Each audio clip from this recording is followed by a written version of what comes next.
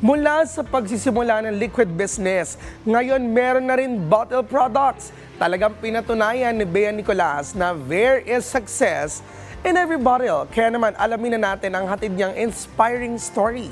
Dito lang sa Negosyo Tayo.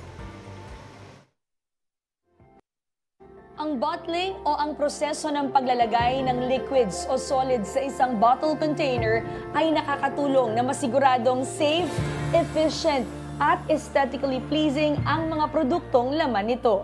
Dahil dyan ay isang bottle business ang aming itatampok ngayong araw para alamin ang kanilang sikreto sa successful na negosyo.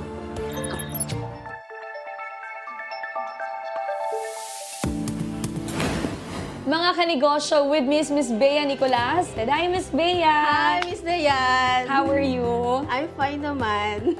So, Miss Bea, kwentuhan mo kami. Paano ba nag-start yung business journey? Actually, nagsimula siya as family business. Meron kaming mga employees na nag-udyok para simulan ng aming plastic bottles industry, which is manufacturing. Ano yung mga example nitong mga produktong ito? Plastic bottles used for Lotion. Lotion, yes. Yung mga toner, cream jar, mga ganon. And then yung iba is mga liquid hand soap. And then food products din, pwede din. So you started 14 years ago? Yes. Meron kaming pinakaunang business. We do the products, liquid products. Then we decided to support the liquid products with our own packaging to supply as one-stop shop. Ano yung mga struggles ninyo along the way? Technical problems sa machines, minsan sa tao, and then sa supplies ng like raw materials. Lahat naman ng business may pinagdadaanan.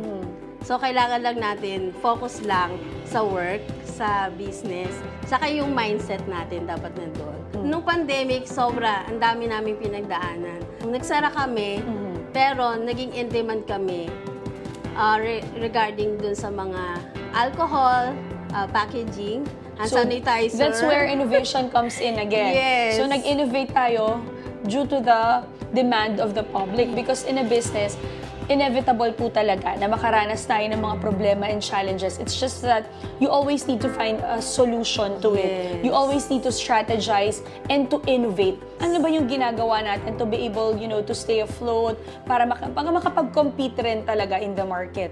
Well, actually, kailangan lang natin ng makipagsabayan kung ano yung mga uso. Like, syempre dito sa Philippines, kailangan natin nag-i-innovate ka talaga. Yes, nag-i-innovate, na gumagawa ka ng panibago. Kasi ang tao madali magsawa. Kung ano uso, dapat dun ka makikipagsabayan. So may mga tips ka ba na pwedeng i-share para sa mga gusto rin mag-business katulad mo? Kailangan yung mismong passion natin, yun ang susundin natin. Para magtagumpay tayo kung ano man yung gusto natin gawin sa buhay. Tapos para makatulong sa ibang tao, tsaka para makatulong sa industry.